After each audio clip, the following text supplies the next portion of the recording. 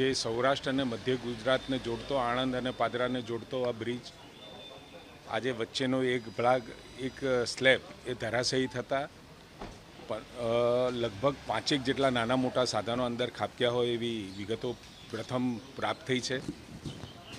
3 જણના મૃત્યુ થયા છે, 5 જણને આપણે રેસ્ક્યુ કર્યા છે અને 5-6 જણા જે સારવાર કરી અને એમને રજા પણ આપી છે અને 5-6 સારવાર હેઠળ છે.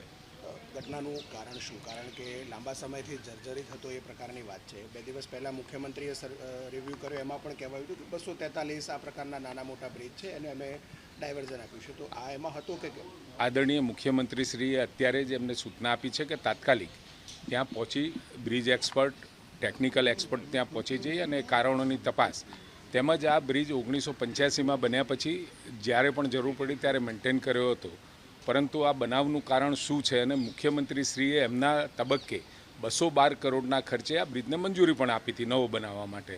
એની કામ પ્રગતિમાં હતી, ટેન્ડર એસ્ટિમેટ ડિઝાઇન હેઠળ હતા અને એ થતાં જ નવો આપણે ટેન્ડર કરવાના જ હતા.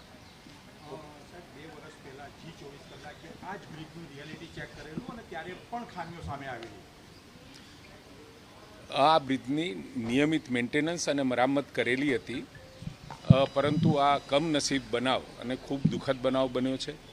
મુખ્યમંત્રીશ્રીએ તો તમામ જે પણ કોઈ ટેકનિકલી ખામીવાળા અથવા તો જૂના બ્રિજો હોય તો એને રિયાલિટી ચેક કરવા માટે પણ કહ્યું છે અને એ કર્યા પછી આ બ્રિજને નવો બ્રિજ